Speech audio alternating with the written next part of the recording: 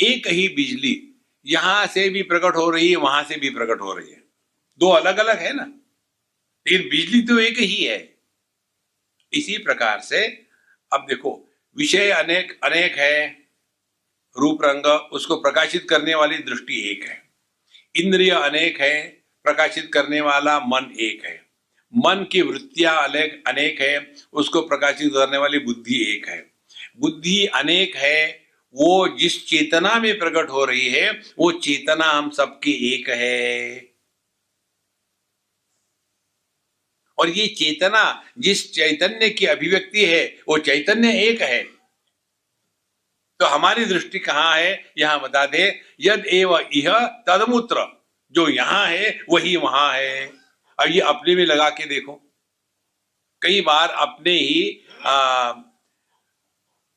अपने ही होठ या अपनी जबान दांतों से कट जाती है, उससे हमारा ज्ञान क्या होता है, काटने वाला भी मैं हूं, कटा गया भी मैं हूं।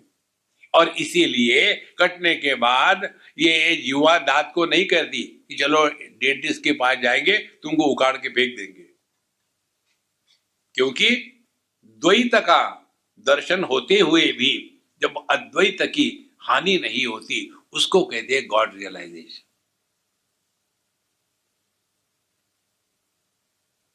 देखो, जैसे ये हमारा हाथ है और ये हमारा चेहरा है, दो अलग अलग है। तो जब हमारा हाथ हमारे गाल को, चेहरे को जाकर खुजलाता है तो कोई अटपटा लगता है क्या, यार सबके सामने हाथ को लगाओ, कैसे लोग क्या कहेंगे, दोनों मैं ही हूं। तो अनेकता का दर्शन होते हुए भी जब एकत्व की हानि नहीं होती उसको कहते हैं गॉड रियलाइजेशन। फिर उसमें तेरा मेरा, मेरा तेरा कुछ नहीं बचता। देखो संतो, तो यदेवेह तदमुत्र यदमुत्र तदन्विह मृत्यु स मृत्यु आपनोति यह नाना इव पश्यति। लेकिन जो व्यक्ति ये द्वैत में अद्वैत की हानि करता है वही जन्म मृत्यु के चक्कर में फंसा है। इसका कारण क्या है, ध्यान से सुनना। दो बातें, एक है व्यक्ति, दूसरी अभिव्यक्ति। अभिव्यक्ति सामान्य है,